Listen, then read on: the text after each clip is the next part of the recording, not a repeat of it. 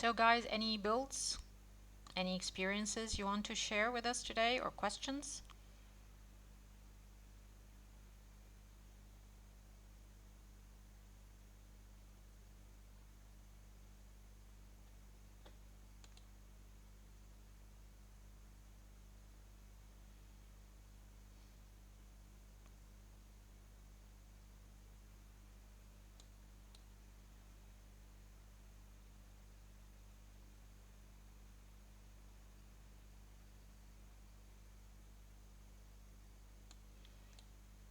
Okay, so I'll wrap it up here. If you think of Antoine, I was just saying, you're there. Hey man, how are you? Just unmute yourself and go ahead. Hi Dalia, how are you? I'm good. Okay, great. So uh, I have a question, and actually, it's not directly related to the promotion topic. Yet I'm talking about the portfolio laddering in general. What I'm currently noticing today is in a lot of brands, uh, as you go up the ladder, there isn't much value provided, and this is something that I'm not sure. I've been thinking about it a lot. Maybe there is value, but it's very very minimal. That it's not even significant. So as you go up the ladder, you're not getting a different value. However, a lot of manufacturers and a lot of companies they deal with it as just another SKU in the portfolio. That's a different SKU provided to a specific target group. Maybe it's a channel specific SKU, so it fulfills a certain objective. Yet it doesn't help you upgrade one consumer from uh, one SKU to a bigger SKU, which is, I believe, the primary objective of laddering. So, what's your take on this? When you say laddering, what do you mean? You mean upgrading the I mean, consumer to another segment? no, I mean from one SKU to another, to a bigger SKU in the portfolio. Well, there's no straight answer for this, Antoine, because it really depends on the analysis of the portfolio and the consumer. Yeah.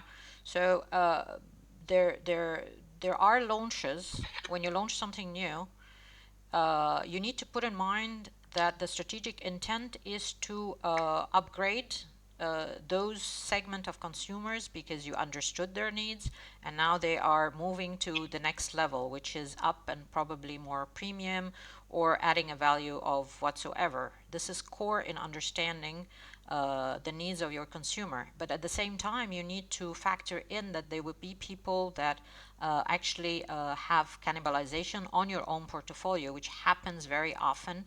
Um, I'm actually currently having that debate with a client of mine in cosmetics because the company has two brands, one mainstream and one affordability, and I'm working on the affordability one. And by the launch and the stuff that the client wants to put in is going to be pretty innovative, and therefore is going to cannibalize on the mainstream hero brand. It's that type of analysis that you have to do. I mean, it's not one stop shop. But then again, this whole exercise comes in from how strong you have built your brand. It's I mean, you cannot wake up one morning and say, oh, okay, we launched this, but now people are not picking it up. There is one huge factor, of course, the economic situation that we're in and the inflation. But if customers do not see the value, and that value could be a product level or a brand level, and operationally you're there, okay, because I could have the positive mental space for that brand, but I go to my regular channel and I can't find it there. But there is another brand which is more or less similar, particularly in categories. I mean, I know you work on yogurt, and particularly on that, it will never, you know, they will never pick it up and upgrade because you have not given them the reason. I mean, this whole thing goes back to the basics. When you put in a brand positioning statement, so you have the insight and you have the benefit and the reason to believe. If that reason to believe is not strong enough for a lot of historical reasons for building the brand. It doesn't. And you will always have those competitors in the market that snatch a bit of your market share and leave. And this is one of the problems, for example, for big companies with startups. Startups come with niche innovative products, and they're very focused, they're very premium most of the time, and they start picking up small share. And then with the big companies, whom I always call dinosaurs, they wake up and launch that same brand or a similar brand. It's too late, because it's that small one that has actually established the taste, or the experience, or whatever, or the servicing, even though the bigger one has muscle. So it's not an easy answer, because it's all strategic. And if the strategy was not there from the start, every SKU, and I can tell you this for a fact, needs to have a purpose. Never, ever just launch. Because I see this repeatedly in the market. Having so many SKUs is such a wrong mistake, because what you're doing is doing clutter. You're telling the salespeople to carry too many SKUs. This is about cleaning up. One of the services I do for as a consultant is clean up portfolios. I don't know how old you are, but probably you remember Bim Bim. So Bim Bim, the local chocolate company, was bought by Cadbury, and I joined at that time. I practically killed the Bim Bim portfolio, and I left two things, which is Jersey and Mandolin, looking at what all the other SKUs that Cadbury will be launching in Egypt. And that was like, I don't know, 17 years ago or something like that. But that is a healthy exercise. People were upset, but there was an SKU, like 3 people would buy it. What is the value of having that? You need to be realistic. There is a lot of analysis and dynamics that go into this, and that is why it's called strategy. I know it's a long answer, but I'm not sure if I answered you actually. It's very, very insightful. I mean, what triggered me was that in a lot of industries and in different portfolios, like for example in cooking oils, if you really calculate it, you won't find any significant value between the 2.2 liters and the 5 liters, for example, and in different brands. Not just one brand. Same for in the shampoos, for example, you won't find a big significant value between the 200 ml and the 400 ml. So this is very common right now in different industries, and I'm not really sure if actually, and when you talk to people, actually, especially in upper management or wherever, you'll find a lot of people, they have that conception of that people don't actually calculate the price per ml, and it's something that we over engineered in the office and in meetings, but actually that doesn't really happen in the market. So this is something that have been on my mind for a while. So that's why I'm asking. Well, it really depends. That's a good point, Antoine, because it's a yes and no. All right, so it depends on the category. So for shampoos, for example, and pricing is very weird, by the way, in Egypt specifically, because I used to live in the States, and the concept is, if you're buying bigger volume, you have a price advantage as a customer. But that doesn't happen here. It's very weird. So like the 200, you divide it, you multiply by 2, and it's the same price as 400. So what you're really doing is just giving an SKU size that would be equal to the cash layout of that market, and that's pretty stupid, honestly. I mean, I can relate to a sachet, for example, a brilliant recruitment SKU to launch. I've done that many years back in India first, and then in Egypt, because that is a known tactic in developing markets.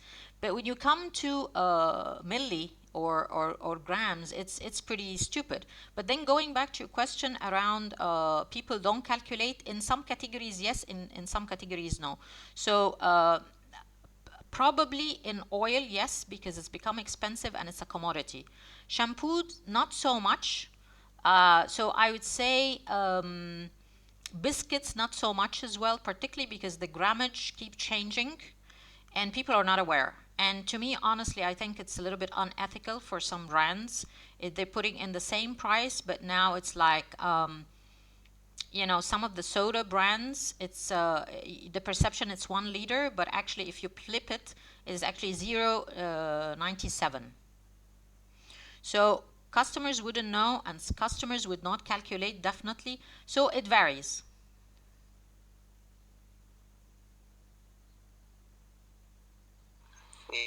Yes, yes, very correct.